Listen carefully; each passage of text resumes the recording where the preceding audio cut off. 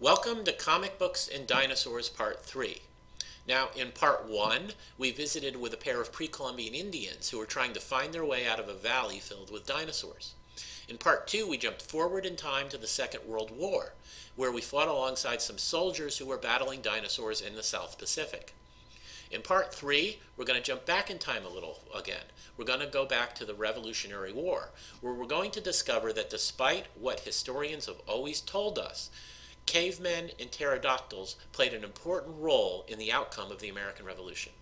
Now, this is Tomahawk issue number 109 from April 1967.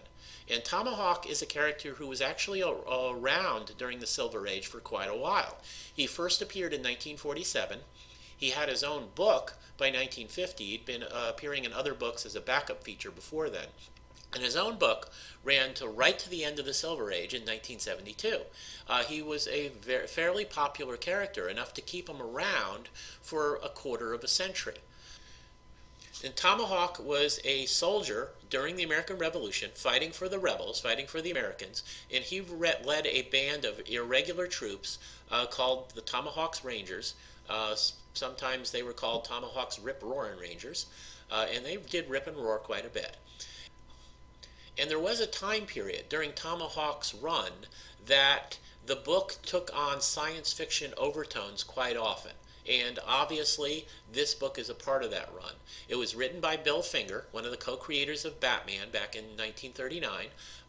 And Bill Finger had a really vivid imagination who could come up with all sorts of fun ideas and construct really entertaining stories around those ideas. And the artist here is Fred Ray, who was the regular artist for Tomahawk for much of its run. And we see here that Tomahawk and his men are desperately trying to fight off a flock of pterodactyls, one of whom has a very large caveman with a very large club on its back. We open the cover and we see the first page shows us more of the same. This is the sort of splash page that DC Comics often used during the Silver Age. The first page of the book would be this really fun, action-oriented picture of what you were going to see during the course of the story. And I think it's very effective. In this case, it's a variation of the same scene we saw on the cover from a different angle and with some extra dialogue there. And it's just a fun image. There's no way you can not look at Revolutionary War Rangers being attacked by a pterodactyl and a caveman and not want to know what's going to happen next. You got to find out what's going on. And we go to page 2 where the story begins, and we start to find out what's going on. There is a riverside village where the population is known to be very talented shipwrights. They build very good ships and boats. And there's been talk that they've joined up with the British. So Tomahawk and his men are scouting out the village to find out what's going on. When they get there, though, they find the village is wrecked. And they only find a couple of the villagers who, in a panic, tell an obvious lie that the damage was storm damage from the night before, and in fear, they beg for Tomahawk and his rangers to go away. But before that can happen, a British sentry in the church tower starts to ring a bell. This panics the townspeople, and Tomahawk and his men soon find out why. The bell summons a flock of pterodactyls, and riding one of the pterodactyls is the caveman. Now, one thing we should talk about right here is the fact that Tomahawk refers to the pterodactyls as dinosaurs. Now, first of all, pterodactyls were not dinosaurs. They existed at the same time dinosaurs did, but they were a different species. And so they are technically not dinosaurs. But most people see pterodactyls and they think dinosaur, so that's harmless enough. The really anarchistic thing about this, though, is that the word dinosaur did not exist in the English language yet. It wasn't coined until 1840. Also, Tomahawk refers to the caveman as a caveman.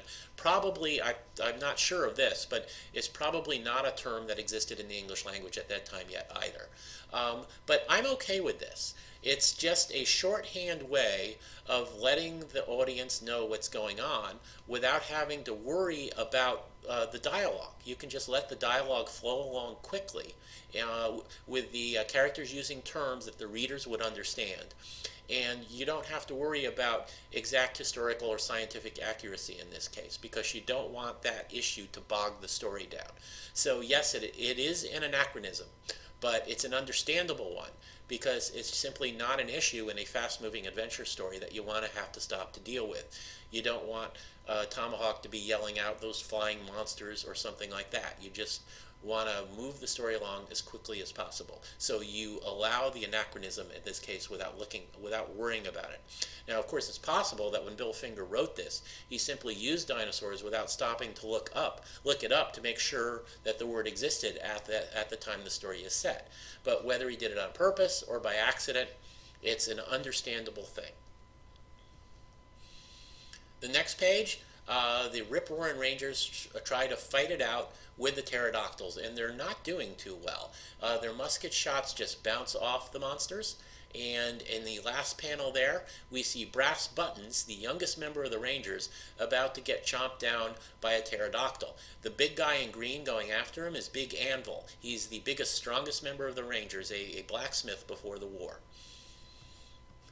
And when the pterodactyl starts to fly away with Brass Buttons, Tomahawk and Big Anvil have kind of a little team-up moment here in order to get him loose when Tomahawk throws his tomahawk to knock Brass Buttons loose, and Big Anvil catches him before he can splatter on the ground. Now, Tomahawk has a plan. He runs up to the church tower. He knocks out the British sentry there. And he rings the bell again on the assumption that if the first time the bell rang, it summoned the pterodactyls, maybe the next time it rings, it tells them it's time to go home. I'm not sure if his logic is sound there, but you can't argue with it because it actually works. And as they fly by, he jumps off on one so that he can go back to their nest in this big cave with them and find out what the heck's going on.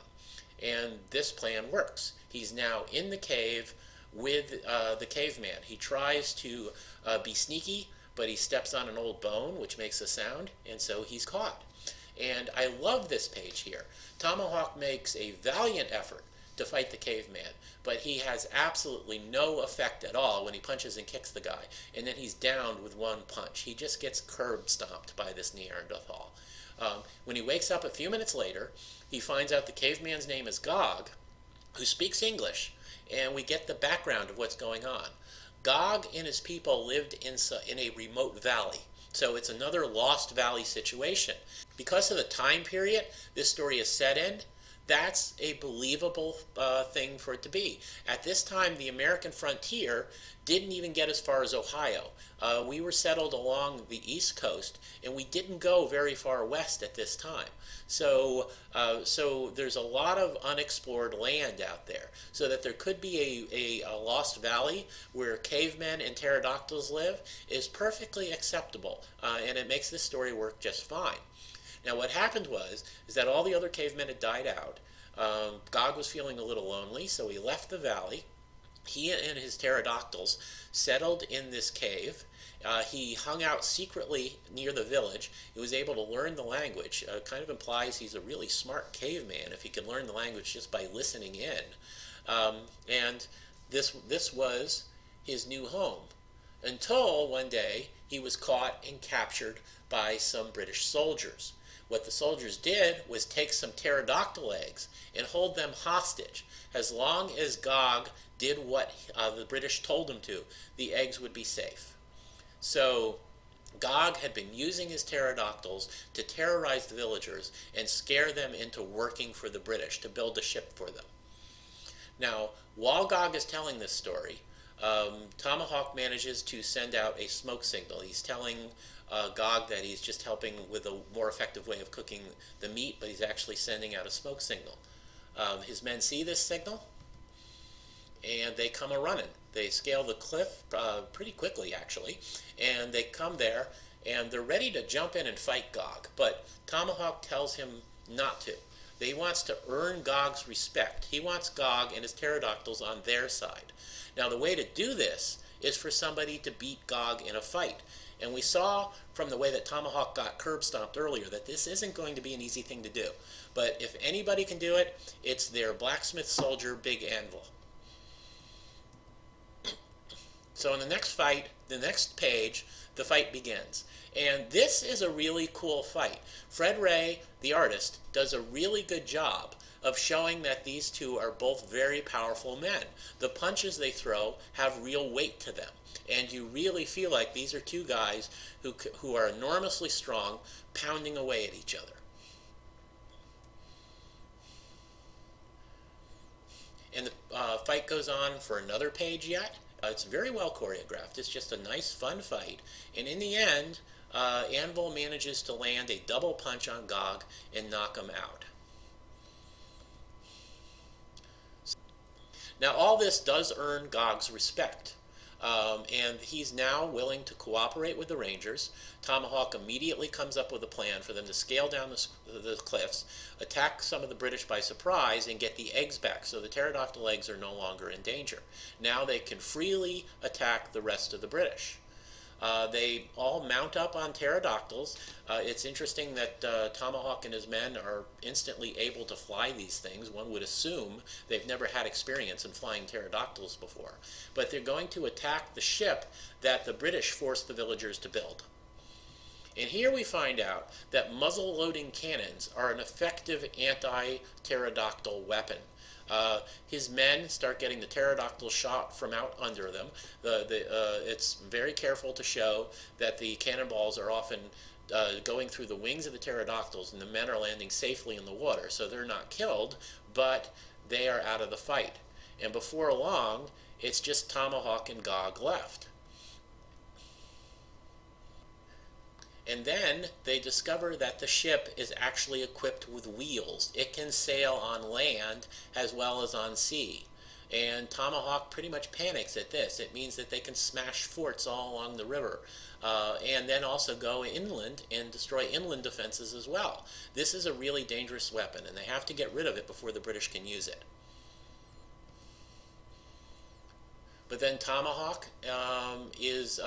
loses his mount as well. Gog's the only one left. But he's just thinking about how brave they are and how much they depended on them and how cool fighters they were. So he charges down on the ship. His pterodactyl gets killed, but he gets down on the ship. He starts going hand to hand with the Britishers. He's got just this really awesome moment here as he just fights everybody single-handedly. And even though he's shot multiple times, he manages to get hold of a musket, fire it into the gunpowder, and destroy the ship, giving up his life so that the British are stopped. I guess you can argue that there's no way Gog would have known about gunpowder and all that. But nope, actually now that I've said that, I have to disagree. He would have known about gunpowder and all that because he'd been hanging out at the village looking at the villagers and listening to them long enough to learn the language. So Gog dies a hero's death. He turns out to be a truly awesome guy. I'm kind of sorry they didn't keep him around, allow him to survive so that he could have been a member of the Rangers. That actually would have been kind of awesome. But then maybe they already had Big Anvil, so maybe two big strong guys would have just upset the dynamic of the group as far as storytelling is concerned.